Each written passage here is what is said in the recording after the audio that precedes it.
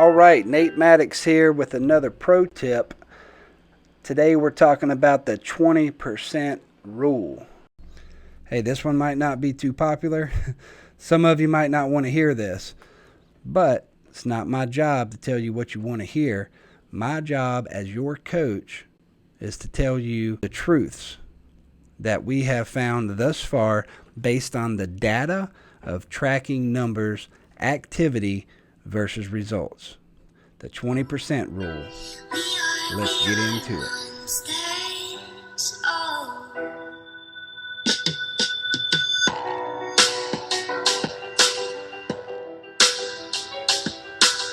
So I wanted to cut this quick video talking about the 20% rule. I've heard it mentioned a few times. I think Christian mentioned it in the Y Train video we just released. And it dawned on me that a lot of people might not know what the 20% rule is. So 20% rule is something that we've tracked for a long time, just tracking data and activity. So if you take every lead that's created, right?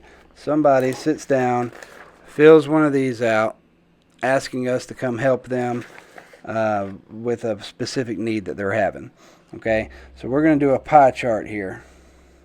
We're going to say that this circle represents every lead that has been created. Okay, now 20%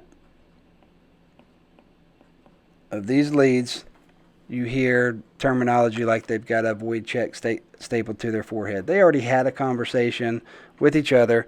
They've already decided they're going to do this. It makes sense to them already. It's just whoever calls them first, whoever shows up first, makes it easiest for them, they're going to buy.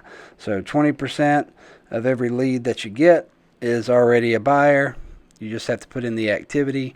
And that's pretty cool because we don't have a whole lot of overhead. So as long as you're putting consistent activity in, you're purchasing leads, then that's going to cover all your overhead, maybe a little bit of profit. Now on the same token, another 20% isn't going to buy. They won't buy from me. They won't buy from Christian Pounder. They don't believe in insurance. They don't care about their family. Whatever the case is, they're not going to buy insurance. Now you probably, unless you get really good on the telephone, you're probably not even going to book an appointment with these people. If you are good enough to book an appointment with them and overcome their objections, you get there, they're not there, right? If they are there, in the rare occurrence you actually sit with one of these people, you'll know pretty quick that there's nothing here and you can pack up and move along. Now, this other 60%, this is your profit. This is where everything else comes into play. The way you look, the way you smell. Do you know your products? Do you watch the training videos? Do you know how to overcome the objection already bought? Right? Are you good at that? Are you good at meeting with someone who already got coverage? They already know their budget and finding more value. If they're already spending $100 a month, hey, that's 1,200 AP if you are good at overcoming that objection and can create more value. Maybe it's a older, widow, nobody to leave the house to.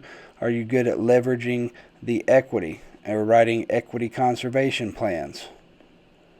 The point is, you can get good enough to close all of these 60%. These are all different scenarios that you're going to run into. Young, married with kids, older, married, kids are grown. Health problems, no health problems. Widow, all the different scenarios we run into. That's where your experience comes into play, and that is where you are going to make your profit. That is why we train so hard and we spend so much time trying to better our craft. So keep that in mind, and we'll see you on the leaderboards.